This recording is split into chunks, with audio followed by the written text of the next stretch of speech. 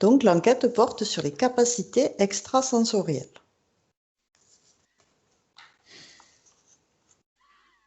Ok. Quelles sont les premières informations qui te parviennent? Ben, c'est plus du ressenti. Là, je commence à visualiser.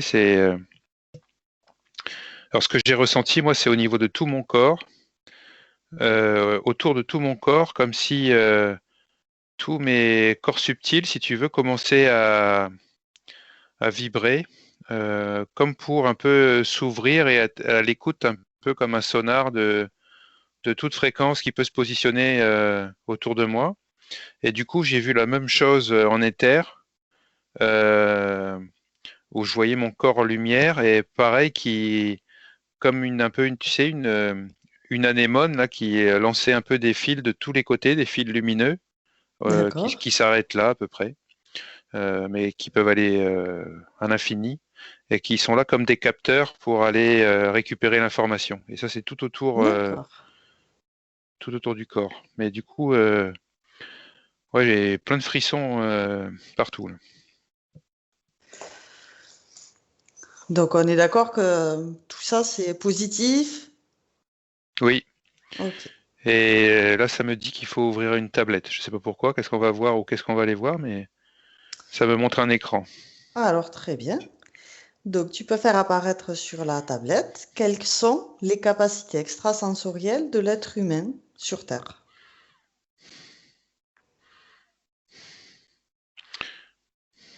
Infini.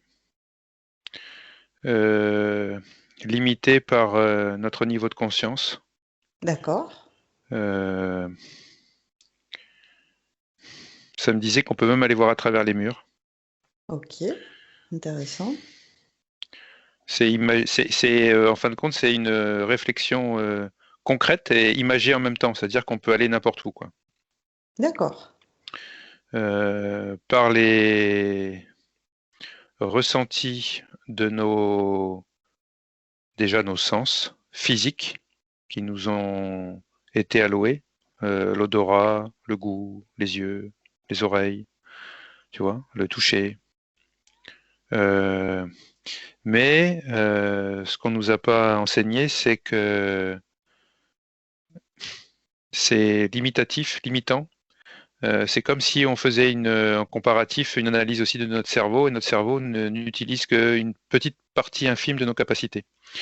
Pourquoi? Parce qu'on n'a pas notion de nos corps subtils et de la euh, reliance qu'il peut y avoir ou les connexions qu'il peut y avoir entre tous nos corps physiques, parce que au sein de notre physique déjà, on a plusieurs corps, plusieurs organes. Tiens, c'est marrant, qui sont reliés avec des méridiens aussi. Il y a des méridiens qui relient tout ce corps, les méridiens d'acupuncture par exemple. Tu vois les mêmes Et méridiens? Ok. ça me parle en fin de compte, ouais. D'accord. Et du coup, tout ça après est interconnecté avant tout ça, avant le physique, si tu veux. S'il y a les corps subtils qui sont là vraiment qu'on ne voit pas et qui sont vraiment là en communion avec les différents strates de l'univers, les différents plans, et du coup qui ont une capacité à aller chercher tout type d'informations. Euh, qui pour nous peut être, comment dire, on peut avoir des ressentis sans aucun problème pour quelqu'un qui est habitué, ou qui a des canaux ouverts justement pour ça, qui s'est entraîné aussi. Euh, Après, il peut y avoir une difficulté, c'est de retranscrire ces sensations qu'on peut avoir, si tu veux, et de les retranscrire après par la parole. Euh, la parole, du coup, étant un filtre, parce que ça n'a pas une capacité en 3D dans le monde dans lequel on vit à retranscrire exactement au mot pour mot tout ce qu'on peut ressentir dans l'univers, parce qu'on n'est pas sur les mêmes dimensions. D'accord. C'est la seule chose. Mais l'objectif étant, la bouche et la voix étant une énergie, de essayer de retranscrire au mieux ou au plus proche de ce qu'on ressent. Voilà. D'accord. En fin de compte, on peut aller partout. On peut aller partout, hein. Et effectivement, alors la prochaine question, c'est qui utilise le plus ses capacités?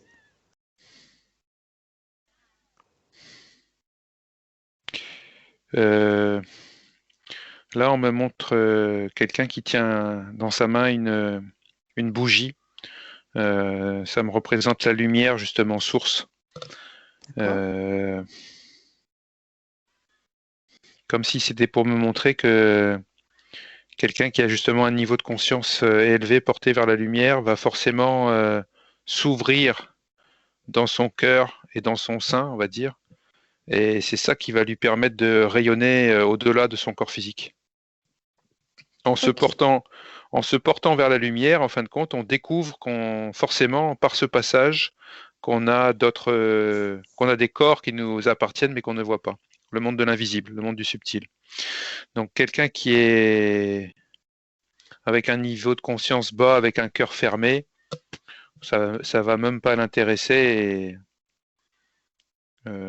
C'est comme si ça n'existait pas en fin de compte. Ça l'intéresse même pas, mais pour lui ça n'existe pas alors qu'il en a. D'accord. Mais quelqu'un qui est porté vers la lumière et qui commence à écouter euh, en son sein, en son cœur, va commencer à prendre conscience de nouvelles informations qui l'entourent. D'accord. Ok. La prochaine question, c'est observe une personne qui a une grande capacité extrasensorielle et décris-la moi. Direct, on me montre quelqu'un qui fait du vélo. Ok. Euh, donc, qui fait du vélo. Et première chose qu'on me montre, on me montre comme une pale d'hélicoptère. Donc ça, c'est pour me signifier le vent, si tu veux. D'accord. L'air, c'est-à-dire qu'en faisant du vélo, tu as un déplacement d'air. Et bah, quelqu'un qui va avoir ses corps subtils, qui va être, comment dire, à l'écoute de ses corps subtils, il va sentir que l'air dans lequel il se déplace ne va pas forcément uniquement l'aérer au niveau de son physique, de son visage, de ses mains, tu vois, de son corps, mais ça va également ça va aérer tous ses corps subtils aussi. Ça va agir sur, tu vois, tout son ensemble. Et donc, D'accord. quelqu'un qui est connecté va pouvoir une capacité de ressentir l'effet du vent ou de l'air, même sur ses corps subtils, comme un nettoyage. Ok. Et pour le faire, c'est comme s'il fallait aussi le conscientiser, le vibraliser. D'accord. Alors, la prochaine question, c'est comment perçoit-il le monde qui l'entoure?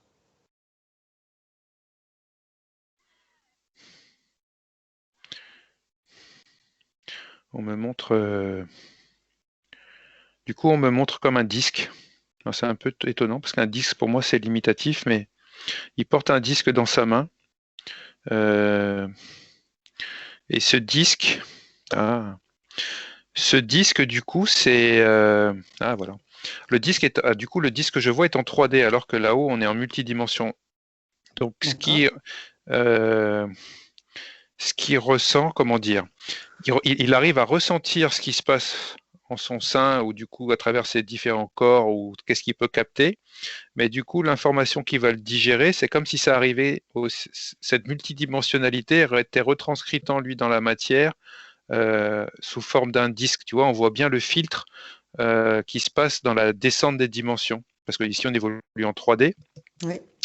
Même si on a accès à une infinité de dimensions, mais en tant qu'être humain dans la matière, on est en 3D.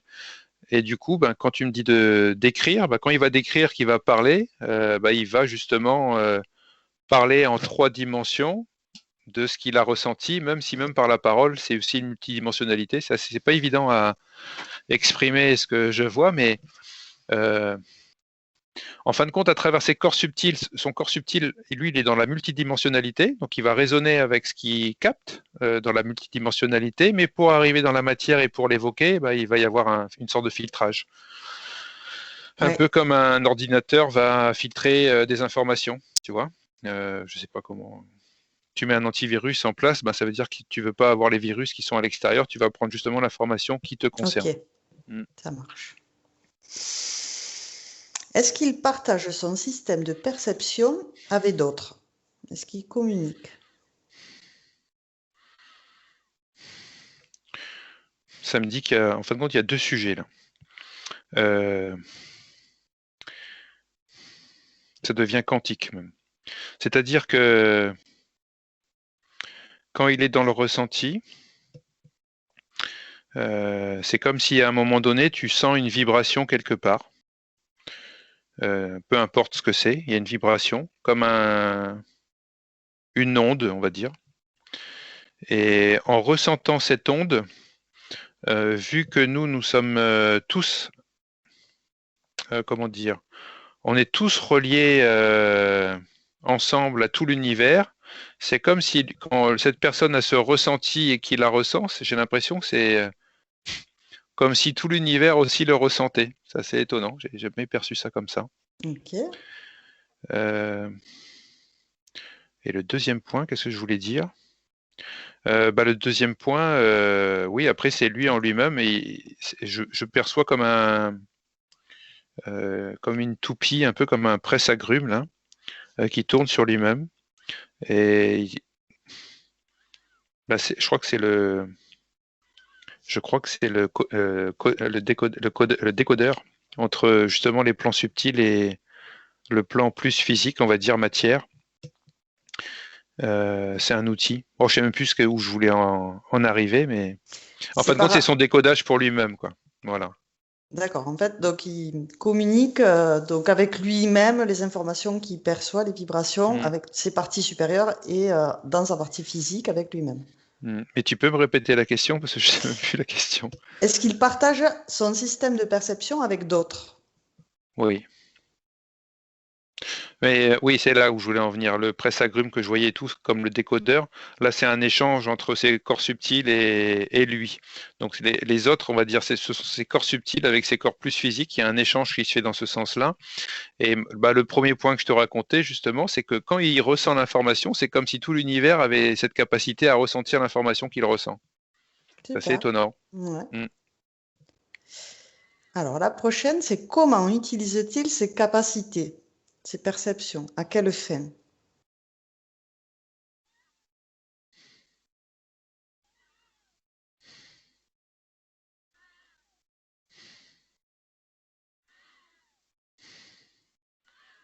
Euh, il y a autant de cas de figure que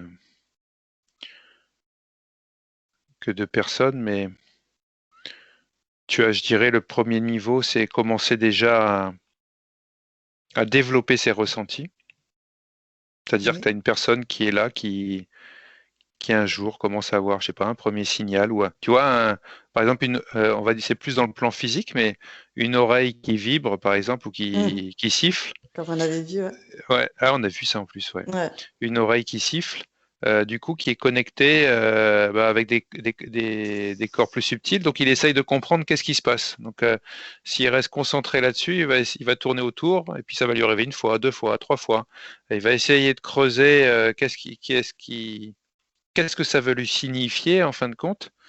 Et au fur et à mesure, il va se passer que si il souhaite développer justement uniquement ce ressenti-là, il va développer comme une compétence euh, pour savoir aller déchiffrer justement cette information qui arrive en lui et qu'est-ce que ça lui parle en son sein. Tu vois, comment il D'accord. peut la vibraliser. Donc ça peut être un premier jet, c'est-à-dire quelqu'un qui est presque inconsciemment, mais au fil du temps va devenir conscient, c'est-à-dire que c'est quelqu'un qui part de zéro, qui commence à découvrir des ressentis. Tu sais, par exemple, tu es assis à côté de quelqu'un, tu as un ressenti parce que tu es assis à côté de cette personne, tu sens une vibration, c'est pareil. C'est on va dire du développement personnel, une prise de conscience et de connaissance sur ces ressentis qu'on peut avoir à l'extérieur. Donc là, tu vas avoir quelqu'un qui est plutôt avec quelqu'un avec un cœur ouvert et puis qui découvre au contraire avec plaisir l'univers qui l'entoure et tous ses corps et toutes les sensations qu'il peut essayer de récupérer. Je dirais que c'est un premier état. Euh,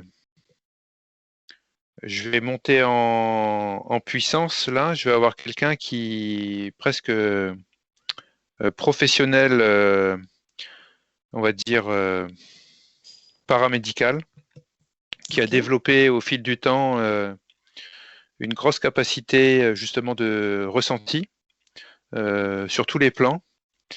qui a une capacité à véhiculer tous ces corps, les projeter vers une scène X, Y, Z, hein, peu importe. Et donc, il va avoir une capacité à aller chercher, à se positionner à un endroit, sur Terre, vers une personne, ou dans l'espace, ou n'importe où.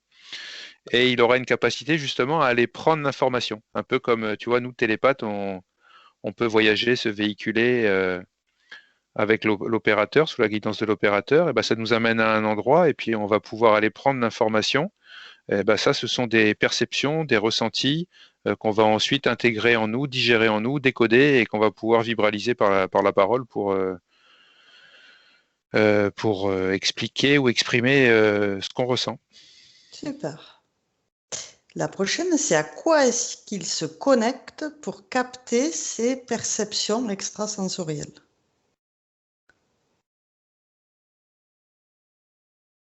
Il peut se connecter à tout, en fin de compte. Alors, il peut se connecter au tout. Ok. Ensuite, il faut mieux se connecter à des choses plutôt orientées lumière que ombre. Tu vois, il faut mieux aller Oui. chercher des informations plutôt positives que négatives, parce que quand on commence à rentrer aussi je dirais peu importe le côté ombre ou lumière que tu vas aller voir d'un plan au-dessus, en fin de compte, il n'y a pas de cette notion de dualité quand tu pars sur des plans vraiment supérieurs. Mais quand tu commences à descendre un peu, tu te rapprocher du monde matière dans lequel on vit, il y a quand même une notion de lumière et d'ombre. Je dirais, D'accord. il faut mieux aller vers la lumière que vers l'ombre, quoi. Mais il a une capacité à se positionner partout, hein. On devient illimité dans notre captation, je ne sais pas si elle se dit, d'informations. Super. Pourquoi lui a-t-il développé ces capacités?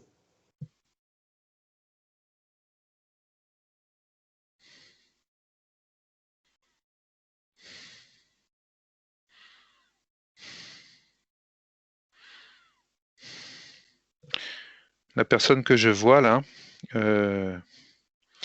ça fait penser à quelqu'un qui a subi beaucoup de mouvements émotionnels dans sa vie, comme des tristesses, euh, accompagné lui de magie noire, tu vois, un peu de sorcellerie là. Et du coup, c'est quelqu'un qui a découvert qu'il avait des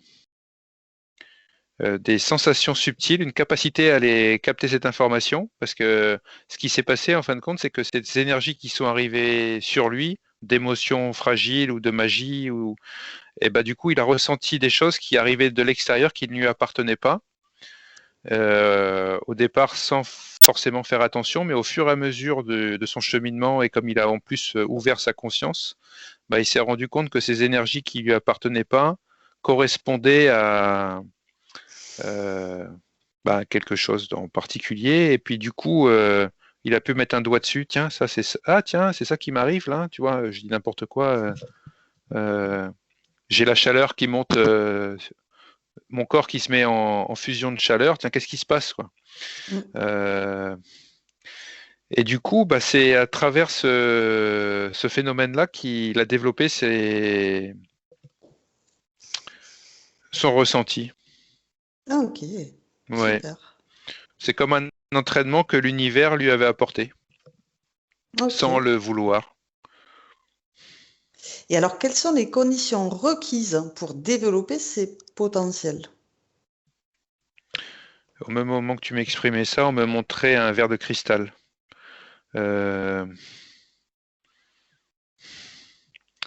C'est comme si plus on est limpide et pur sur tous les plans, c'est-à-dire le physique, le mental, l'émotionnel, déjà tous nos corps de base et plus les corps subtils autour, plus on est pur, plus on est cristallin, plus on aura accès à de l'information. D'accord. Ok. C'est comme si l'image que je pourrais te donner, tu aurais un verre en contrepartie qui n'est pas cristal, mais qui est plutôt plastique sombre et sale, tu vois, bah, tu vas pas voir grand-chose à travers. Mhm. Alors que si tu mets de l'eau dans un verre de cristal, eh ben, tu vois presque l'autre bord du verre à travers l'eau dans le verre du cristal, donc tu commences à ouvrir les dimensions. D'accord, intéressant. Est-ce qu'il est possible de transmettre ces capacités?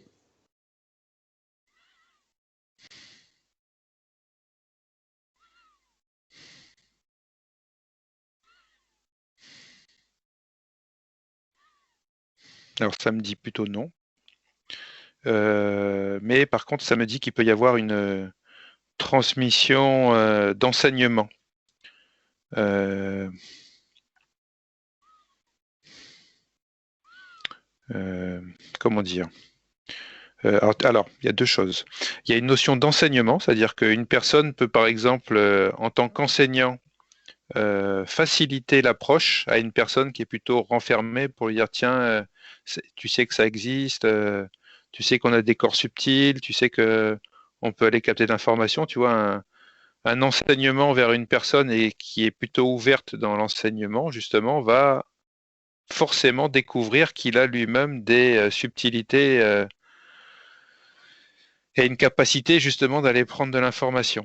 Donc ça peut être un premier axe de développement, ce qu'on pourrait appeler du développement personnel, par exemple, accompagné. Euh, mais j'ai cru percevoir un sujet, ça m'a résonné ADN, comme si deux personnes qui étaient de la même lignée,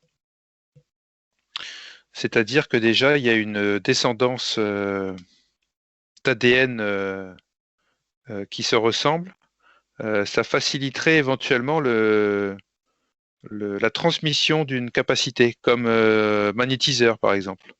D'accord. J'ai l'impression que une mère pourrait transmettre à son fils, ou une mère qui est magnétiseuse avec de grosses capacités pourrait transmettre à ses enfants plus facilement ses capacités qu'aux voisins, quoi. Effectivement. Parce qu'il y Ok. a il y a une résonance cellulaire. D'accord. Résonance cellulaire. Très intéressant. Donc, tu as répondu à comment, donc? En échange de l'utilisation de ces capacités, qu'est-ce que ça change le fait de demander une certaine somme d'argent? C'est-à-dire, Par exemple, quelqu'un qui coupe le feu, oui, ou quelqu'un qui trouve l'eau de source dans ton terrain. Il refuse souvent, en fait, de l'argent, ou de préciser une certaine somme, alors que eux sont impactés, ils sont fatigués, ou ils ont un contre-coup. hmm, le premier mot qui m'est venu, c'est échange énergétique. L'argent étant de l'énergie. Donc, c'est comme si, je sais pas, t'as dit un sourcier ou un magnétiseur, je sais plus là, cette Oui, personne. Un un sourcier, coupe-feu, peu ouais, importe. euh, cette personne, en faisant le travail, en faisant le travail, du coup, vis-à-vis de l'univers, va dépenser ses compétences et son énergie pour faire le travail. Euh, et du coup, c'est comme s'il y avait un croisé qui doit se passer entre le client et le patient, où il y a un échange du coup énergétique, c'est-à-dire que euh, l'expert, lui, il a fait un travail dans une intention précise, du coup travail et dépense d'énergie. C'est comme s'il devait y avoir un équilibre et cette dépense d'énergie, bah, du coup l'argent, bah, c'est une énergie aussi, donc ça permet de maintenir un équilibre dans cet échange de travail en fin de compte. Moi, je vois plutôt qu'il fait. En fin de compte, c'est vrai que dans le monde matière, l'argent, c'est la source principale de, comment dire, de valeur qui permet d'avoir un échange entre les gens. Mais avant tout, c'est un échange énergétique. Donc j'ai l'impression que Si tu arrives avec de la nourriture, si tu arrives même à un autre travail en échange, ça pourrait fonctionner. Mais c'est bien qu'il y ait un échange qui se passe entre le client et puis l'expert, on va dire.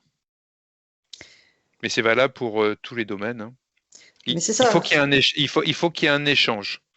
Moi, je peu dirais pas que c'est importe. forcément lié à l'argent. C'est vrai que l'argent, Voilà. c'est l'élément le plus connu qu'on connaît qui nous relie tous les uns entre les autres dans le monde matière. Mais moi, je vois qu'un échange d'amour, de cœur à cœur, avec une gratitude et avec s'il y a vraiment un niveau de conscience et une reconnaissance absolue, ça pourrait presque marcher.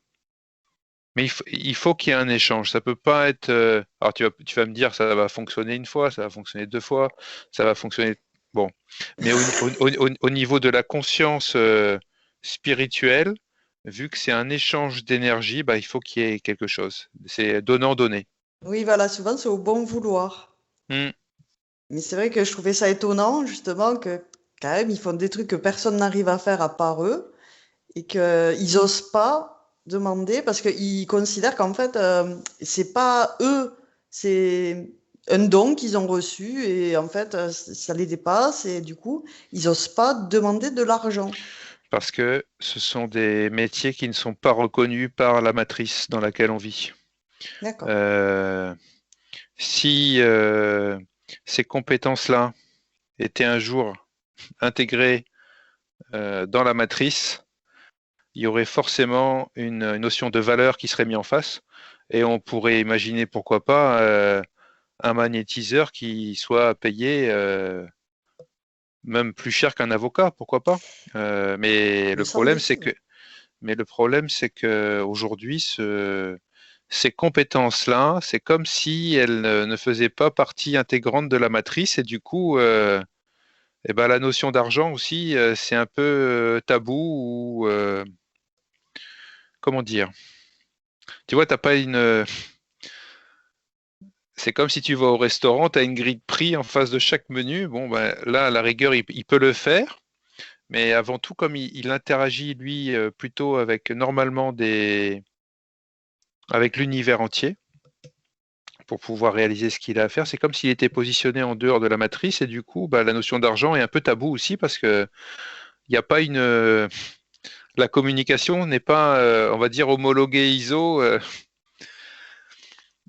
dans cette matrice. Donc, bon, ça peut paraître tabou pour certains. Il y en a qui sont habitués, donc il n'y a aucun souci. Mais pour les gens qui sont plutôt novices et qui font une première approche, bon, eux, ils vont suivre ce que dit le sourcier, par exemple. Ils vont dire combien tu prends pour la session. Ouais, je prends, allez, je sais pas, 150 euros pour remettre tout ton terrain en place ou pour aller chercher une source. Bon, qui a dit que c'était 150 euros? Pourquoi? Pour quelle raison? C'est pour ça qu'il y en a des sourciers d'une certaine conscience, il va te dire, ben, moi je fais ça parce que c'est vrai que c'est un don, je le fais de cœur et c'est comme s'il lâchait presque à l'univers, ben, l'univers donne-moi ce que tu souhaites en échange du travail que j'ai fait et puis la personne du coup va lui donner ce qu'il ressent le mieux. Ça serait, je dirais, l'idéal du monde dans lequel on devrait vivre, mais ça se passe pas comme ça. Donc comme on est ramené à la matière, il y a un prix qui est fixé, ce serait presque logique si on se met du côté matriciel dans lequel on vit. Si on se porte plus du côté conscience, bah, il faudrait laisser plutôt le libre arbitre. Oui, voilà, souvent c'est ça, c'est au bon vouloir, vous donnez ce que vous voulez et je trouve ça quand même assez étonnant parce que c'est vrai que eux, ils ont quand même un ressenti où ils ont de la fatigue, où ils ont une contrepartie qu'il y a que eux qui peut évaluer, quoi. Par contre, ce que je perçois, c'est que ce sourcier-là, qui interviendrait par exemple chez une star de football, et que cette star de football commence à faire de la publicité de ce sourcier en disant il est génial, il m'a fait des super travaux, là, là, là, là. Bah, du coup, il y aurait une reconnaissance de son expertise au sein de la matrice du coup. Du coup, c'est comme s'il pouvait presque facturer ses prestations plus cher parce qu'il a eu un lien justement avec. Il y a eu une reconnaissance de son don à travers bah, les médias qui font partie de la matrice et puis du coup, bah, il va prendre de la valeur. Alors que c'est antinomique Mm. par rapport bah, à la conscience que peut avoir le sourcier pourquoi il le fait, ce métier. Il le fait plus parce qu'il a une compétence, parce qu'il a un don, parce qu'il le fait avec le cœur et que c'est une passion. Et tu vois, et la logique voudrait que ce soit bien rémunéré. C'est mon avis. Ben, je sais pas, c'est comme ça que je le vibralise, mais in fine, aujourd'hui, il préfère dire donnez-moi ce que vous souhaitez. D'accord. C'est un peu le tabou de l'argent encore qui résonne là. Ok, ça marche. Alors, une autre question qui concerne toute autre chose. Combien de pourcentage de la population mondiale, donc sur Terre, ont des capacités extrasensorielles?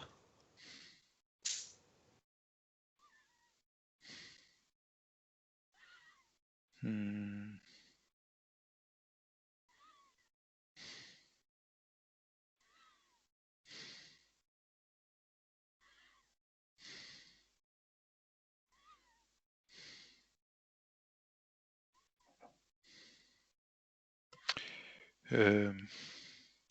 C'est pas évident.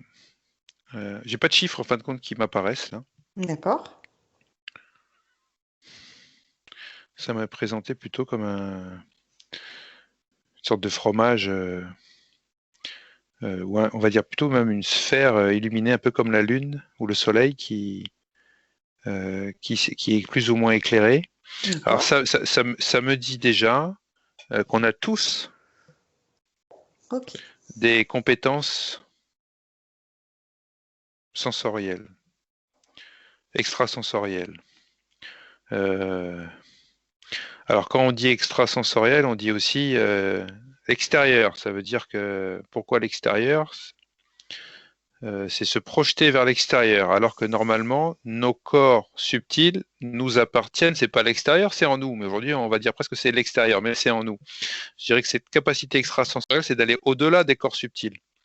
C'est-à-dire que si on était conçu que de corps physiques uniquement, les corps, les sensations ou capacités extrasensorielles se limiteraient à notre corps physique, c'est-à-dire les sens qu'on connaît aujourd'hui, simples dans le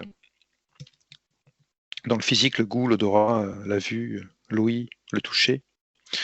Le fait d'avoir des corps subtils, c'est comme si c'était une voiture où tu rajoutes des options, mais on est quasiment tous conçus comme ça. Pas tous, mais tous, plus ou moins. Ok. Du coup, c'est tous ces gens qui sont calés sur un environnement corps subtil, ils ont des compétences extrasensorielles parce qu'ils ont une capacité à aller se plonger justement dans le subtil. Par contre, ensuite, la différence va se faire. Celui qui a la compétence, on a tous la compétence, mais après la capacité à les analyser, ça c'est autre chose. Et là, je vois, plus on monte dans l'expertise, c'est-à-dire quelqu'un qui est vraiment on va dire, très alerte avec ses capacités extrasensorielles. Et je dirais que le fromage, il a l'air tout petit là. On parle peut-être de 1, 2, 3% de la population. Par contre, ensuite, un bon pourcentage, ça me dit 40% qui ont des sensations. Ils se disent, j'ai des sensations, tiens, j'ai ressenti ça, aujourd'hui j'ai ressenti ça, tu vois, mais sans savoir trop pourquoi. Il y a des explications qui arrivent à sortir. C'est un cadre général, c'est alors le plus gros bloc. Le reste,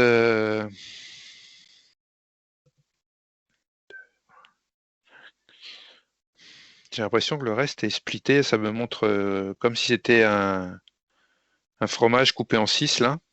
Le reste, elle est encore divisé en 6 tronçons. Euh,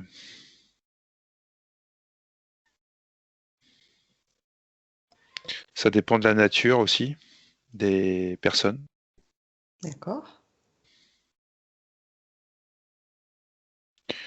Euh, Ça dépend du degré de conscience. Comment ces personnes sont projetées vers la lumière ou pas. Tu as des gens qui sont très renfermés au niveau du cœur et on va pas sentir beaucoup de.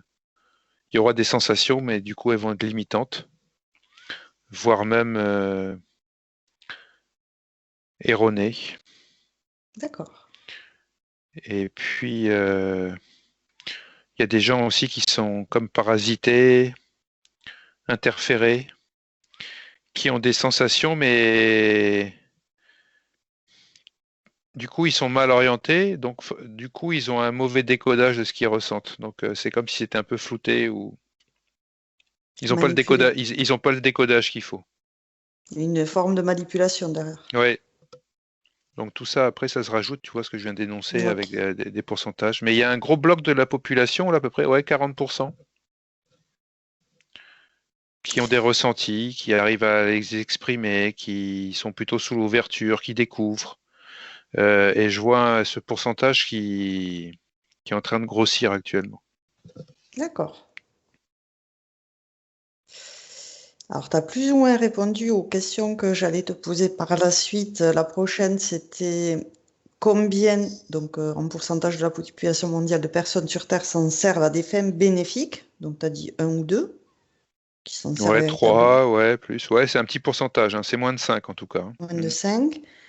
Et après, c'était par rapport à combien en pourcentage de la population mondiale ne l'utilise pas et quelles sont les raisons majeures. Donc là, tu as dit qu'il y en avait 40 à peu près Qui l'utilisent et qui qui ont l'utilisent des. sans trop Ouais, savoir. ouais. Euh,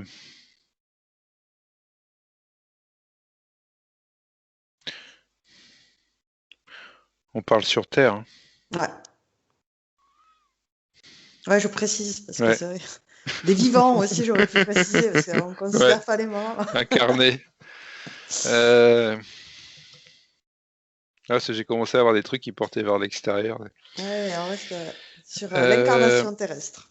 Bah, il y a des gens, ouais, ils ont aucun ressenti là. Je vois, ça me dit 20-25%. D'accord. C'est le néant. Et oui, entre ceux qui sont manipulés et ceux qui ne Ça sont me pas dit, conscients. ça me dit, c'est les gens qui croient dur comme fer à bah, ce qui se passe sur Terre, en fin de compte, à tout ce qui leur est donné à la télé tous les jours ou aux La médias, réalité. qui sont complètement renfermés et qui sont les pauvres absorbés par la vie au quotidien. Qui, en fin de compte, c'est des gens qui sont portés tout le temps vers l'extérieur d'eux. Ah oui. Et alors, ça peut être des gens. Pourquoi vers l'extérieur d'eux? Parce que euh, ça peut être des gens qui sont projetés, forcément, qui ont pris une habitude de vie à être projetés vers l'extérieur. Ils savent même pas qu'à l'intérieur d'eux, ça peut résonner. D'autres qui font la fuite, justement, parce qu'ils ont peur de se regarder à l'intérieur d'eux. Mm, Ouais, il y a à peu près tous les cas de figure, là. mm, mm. Mais du coup, ça, bah, c'est très limitant au niveau des sensations parce que pour ressentir les choses, il faut plutôt porter son intention sur son cœur et sur ses. Tu vois? Il faut être vraiment. Plus tu te portes en ton sein, ben plus tu vas travailler des capacités à aller te découvrir toi-même et puis notamment tes ressentis, pas que, hein, il y a plein d'autres choses autour, mais les ressentis, c'est vrai que c'est un peu. Bon, c'est important, c'est une première base. Mm, mm. Donc là aussi, c'est la prochaine question. Comment amplifier ses capacités si elles sont faibles? Donc tu as dit écouter les ressentis, déjà c'est essentiel, se centrer sur son cœur, on regarde à l'intérieur, on a les réponses en Oui, nous.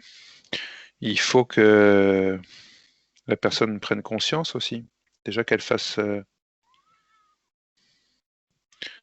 comment Oui, dire, une volonté. ouais, ouais, volonté, c'est très bien volonté. Si le truc, c'est que si dès notre enfance déjà on nous apprenait ça à l'école, Mm. bah, ça serait une chose merveilleuse. Mais bon, évidemment, ça fait pas partie du programme, là. C'est une question d'éducation, en fin de compte, d'enseignement. S'il y avait un enseignement, une éducation automatique là-dessus, il y aurait. Alors, ça viendra. Écouter Ouais. ses émotions, Ouais. comprendre, décoder ce qu'on ressent. Donc après, c'est vrai qu'il y en a qui naissent d'entrée avec des capacités extrasensorielles. Donc du coup, c'est pas évident pour eux parce que Alors, c'est évident et pas évident. C'est-à-dire que pour eux, ça paraît évident, puis ils sont dans la découverte. Le problème qu'ils ont, c'est qu'ils ont personne dans leur cadre de vie ou dans leur cercle pour pouvoir échanger. Du coup, ils peuvent paraître un peu pour des fous, tu vois, aujourd'hui, dans cette société. Oui. Sauf s'il y a un interlocuteur en face où il va y avoir un échange, mais je dirais le drame, c'est un peu triste, mais la personne qui naît avec des super compétences extrasensorielles dès la naissance, et il y en a, ou dès la jeunesse, parce qu'ils sont nés avec ça, ils sont nés pour ça, et en général, ils vont se développer sur Terre avec ça, ils vont développer leurs compétences, mais le problème, c'est que le cercle ou même le système n'est pas fait pour ces gens-là, parce qu'il n'y a aucun repère, il n'y a aucune accroche, donc c'est de la découverte, c'est du développement personnel. Autodidacte. Oui, on peut dire ça. Donc, comment les développer si elles sont inexistantes, ces capacités? Là, tu parlais des gens qui sont nés avec des capacités très développées. Hmm. Et si c'est vraiment pas développé, comment on peut leur dire pour les développer?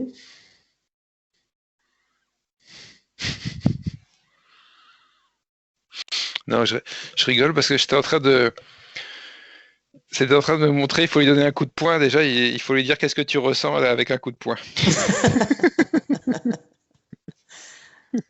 À la vie, il aura mal avec un Ouais, coup de poing. voilà. Donc tu as mal. Donc ta sensation, c'est que tu as mal.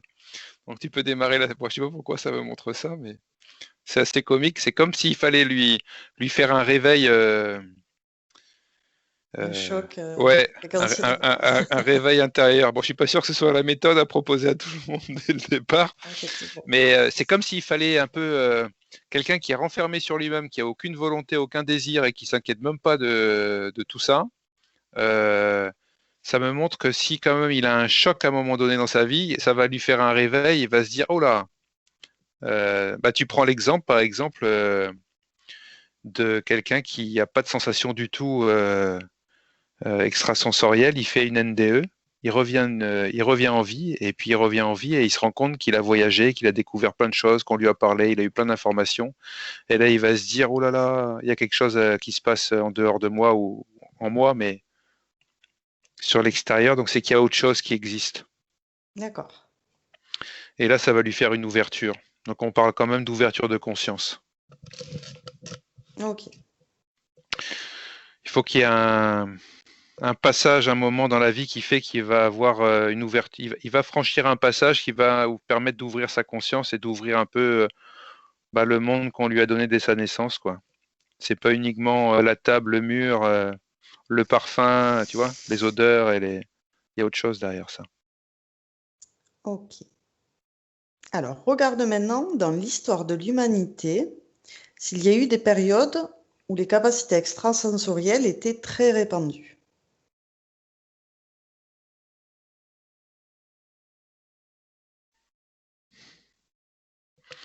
Oui. Ok. Là, je vois un visage, on me montre un visage d'un être qui a une forme humanoïde comme nous, mais qui est plutôt éthéré. Et ça me montre au niveau des tempes et du troisième œil ici. Ça m'a dit tout de suite télépathe. D'accord. Il y avait comme si les gens fonctionnaient en télépathie. Et alors, c'était quand cette période?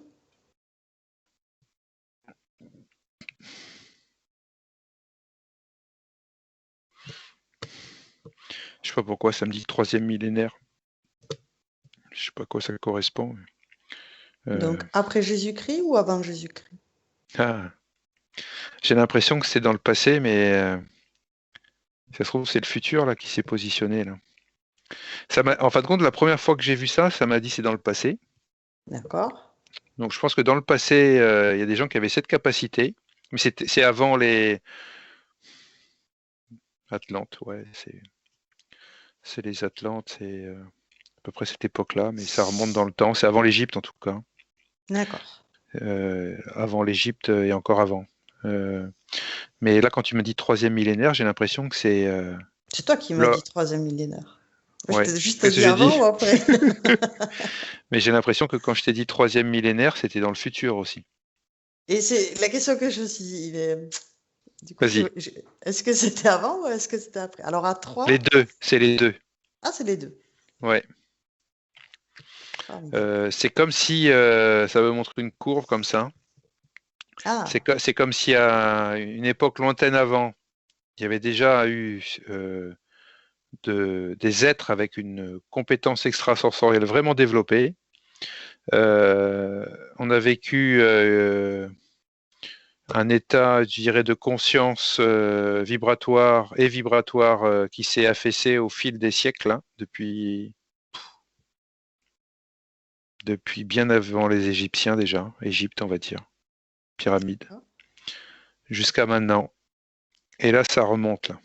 D'accord. Euh, Ça remonte. Troisième millénaire, ça fait loin quand même, hein, mais dans 1000 ans, là, ouais, c'est 1000 ans à peu près, hein. Moi, je vois vraiment des êtres éthérés de forme humanoïde et avec de grandes capacités extrasensorielles. Euh, Oui, tu as parlé de télépathie. oui. Alors, on me montre d'autres choses. Euh, c'est c'est le langage universel. D'accord. Ah oui, si c'est télépathie, il n'y a plus de problème de langue. Non, Ok. attends un peu.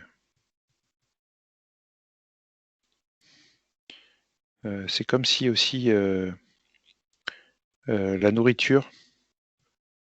Je crois que c'est un monde.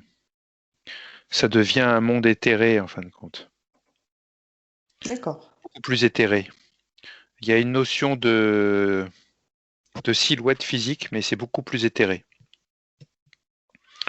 Du coup, euh, du coup, c'est comme si notre appartenance du corps physique, du coup, comme on le connaît aujourd'hui, c'est plus le même. Euh, Si on voulait faire une comparaison avec aujourd'hui, c'est presque comme si ça devenait un corps subtil en lui-même, le corps physique. Tu vois ce que je D'accord. veux te dire? Donc du coup, forcément, on franchit une grande marche vibratoire et de conscience, mais ça résonne plus pareil. Alors, ça me fait penser à la 5D. Euh, c'est au-delà. D'accord. On va dire que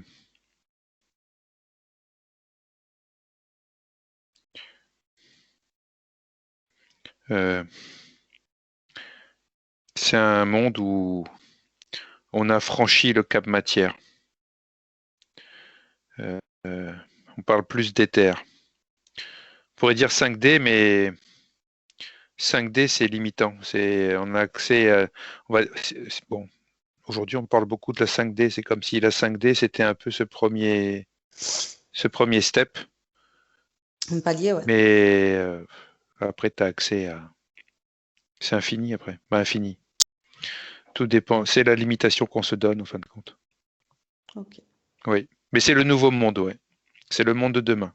Bah, peut-être un des mondes, parce qu'il y a peut-être plusieurs lignes de temps, mais c'est le monde qu'on m'a montré là. Ok.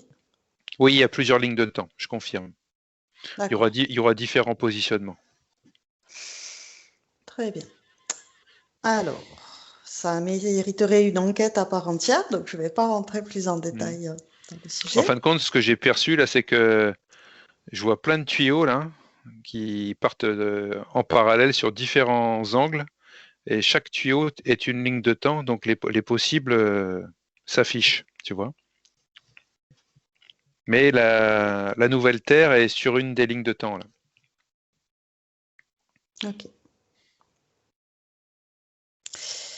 des Alors, êtres-lumière. Mm. est-ce qu'il y a eu des écoles pour apprendre à développer ses capacités extrasensorielles?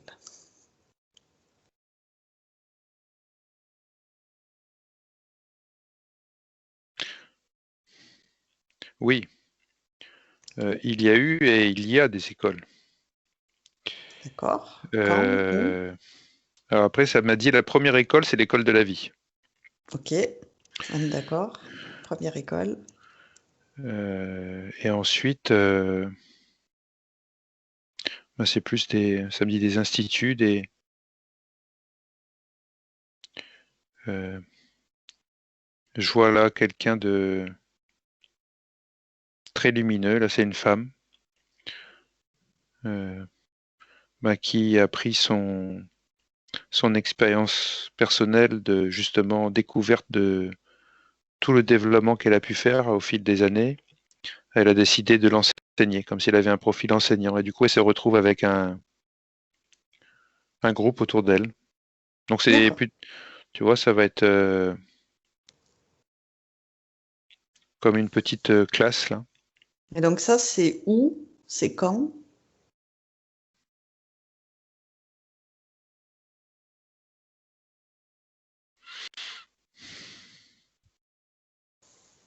Je sais pas pourquoi, ça me dit Nicaragua là maintenant. D'accord. Au Nicaragua maintenant. Très bien. Est-ce que tu m'as dit elles existent toujours donc au Nicaragua maintenant? Ok. Y a-t-il eu des prouesses connues de nos jours redevables à ces capacités extrasensorielles?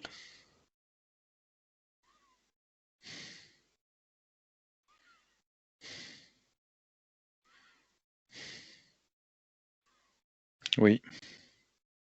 On me montre une main avec une pyramide D'accord. très lumineuse. Ça me fait penser encore au feu sacré, au féminin sacré. Et je vois la pyramide qui décolle de la main, qui lévite. D'accord. Ouais.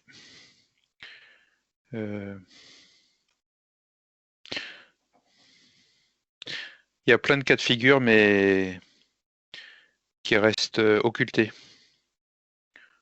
en général. Parce que la matrice, justement, ne veut pas faire la publicité de ces sujets-là pour l'instant. Ça ne fait pas partie du programme. D'accord. Mais il y a des cas de figure, de nombreux. Effectivement. J'imagine que quand tu me montres donc cette main avec cette pyramide qui lévite, ça me fait penser forcément aux pyramides d'Égypte. On Ah se oui. demande comment elles Hmm. ont été construites. Est-ce que Hmm. ça a un lien avec la lévitation? Non, Ok. non. Alors ensuite, c'est quel rôle joue l'alimentation dans le développement des capacités extrasensorielles? Ça le régule. Ok. Euh,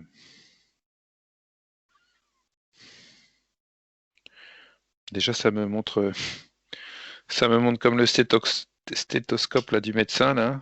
Euh, Déjà, mange sain et pour avoir un corps sain. Oui. Euh, Ça s'adresse déjà au plan physique, mais du coup, le plan physique, comme il résonne avec les corps subtils, euh, plus ton corps est sain, plus tu donnes du meilleur carburant, mieux tes filtres corporels, physiques ou subtils vont être ouverts ou développés ou purs. Ça me ramène au verre de cristal que je présentais tout à l'heure, là, tu vois, que j'exposais. Ouais, C'est à tout peu à près la fait. même chose. Ok. Et c'est vrai que tout ce qu'on nous propose aujourd'hui en boîte, en conserve, en produits refabriqués, normalement, c'est pas le sujet, quoi. Mm, mm. Ça ne veut pas dire que ça ne marche pas, mais normalement, si tu pars sur un chemin de ce type-là, d'ouverture de capacité, d'ouverture de conscience, forcément, naturellement, tu vas arriver vers aussi une nourriture saine, mais aussi, tu vois, tout le cadre global qui t'amène dans ce chemin-là d'évolution. Tout à fait. Alors maintenant, c'est quel rôle joue le sommeil dans le développement des capacités extrasensorielles? Réparateur. Ok. Euh, Régulation. Ok. Euh, c'est un moment aussi où du coup, le mental, le mental ego, tout ce couple-là, se détache. Du coup, ça permet au reste du corps de se remettre un peu en équilibre, comment dire? Ça ressemble un peu comme si tu jetais une bouteille à la mer la nuit, là. C'est-à-dire que c'est comme si le mental et l'ego se déconnectaient, et du coup, bah, le corps, il est un peu flottant, le corps physique avec tous ses corps subtils, et même pendant le sommeil, du coup, il y a des choses extrasensorielles qui se passent, conscientes ou inconscientes. Donc pendant le sommeil, tu vois, tu peux avoir des sensations extrasensorielles, conscientes ou inconscientes, pendant la vie du jour aussi. Mais le sommeil, en tout cas, ça permet au corps, au corps au pluriel de se réguler, de se poser, de se recharger, de se réaligner. D'accord. Le fait de laisser le mental de côté permet au corps de se réaligner. C'est intéressant.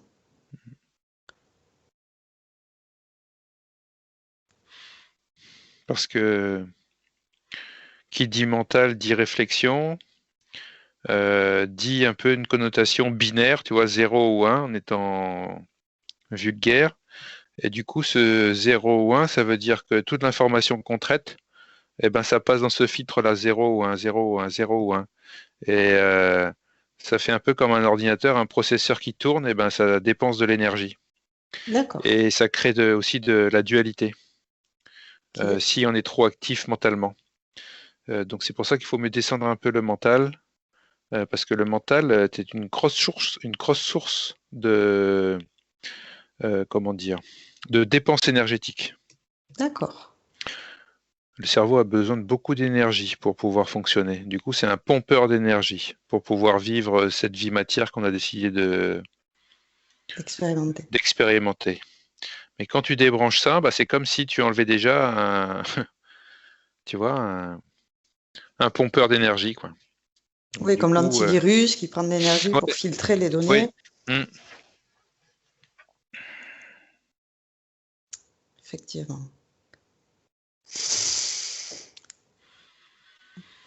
Donc, c'est vrai que quand on rêve, on peut imaginer des trucs qu'on ne pourrait pas imaginer ou concevoir dans la réalité parce qu'on se dit non, il y a la gravité, je peux pas voler. Alors que dans un rêve, si, tu peux voler, tu peux faire tout ce que tu mm. veux. Il n'y a plus de limites. Ouais, parce que ça me remonte que on est comme une sphère avec à l'extérieur du périmètre de cette sphère-là.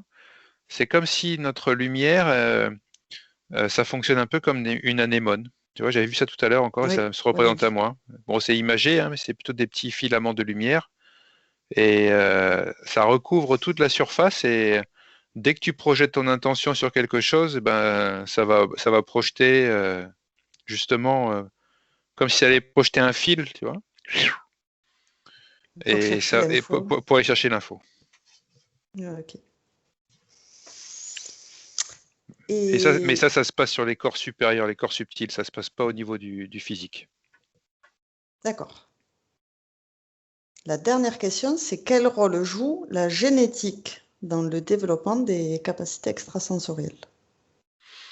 La génétique de la personne en elle-même ou La génétique en général. la transformation génétique, non? Ouais, le génétique.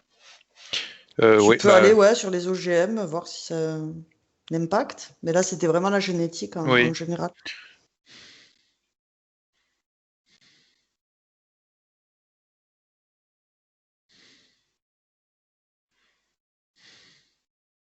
Ça me montre une lumière de bougie qui avec une main au-dessus, là, dans les terres. Tu vois, comme si à travers la main, elle allait palper la chaleur en fonction de la distance, euh, mais en même temps, ça me parle d'ADN. Donc, plus ton ADN est chargé en lumière divine, plus tu vas avoir des capacités extrasensorielles. Ça veut dire que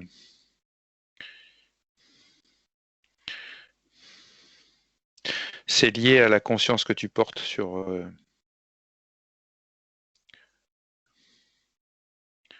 ce sujet. C'est ta conscience qu'il faut projeter sur...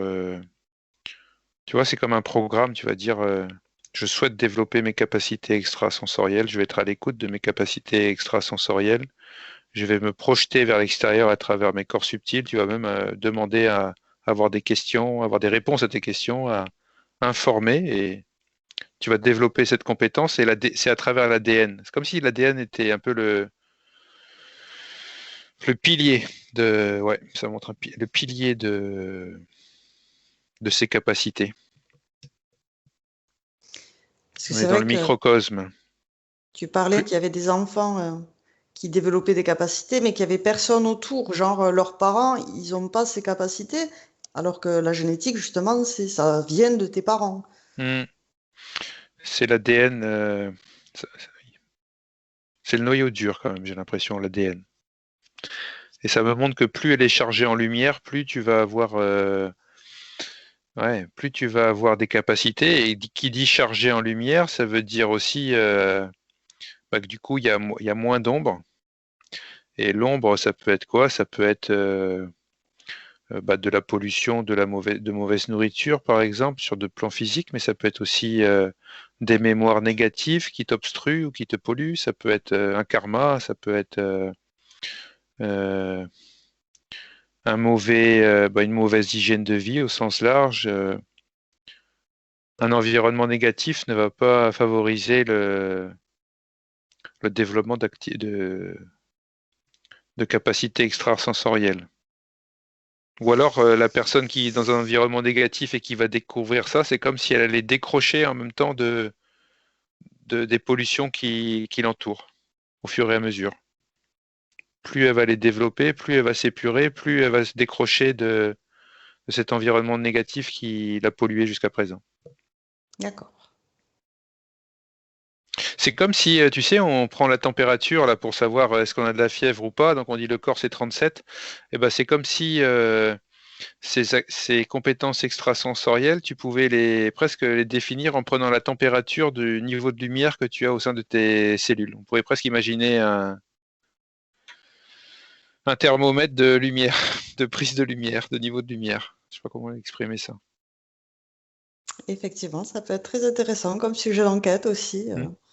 Thermomètre de lumière dans l'ADN, faire la part des choses entre Ouais. ce qui vient des parents et ce qui est propre à l'âme, qui Mm. s'incarne dans cette enveloppe.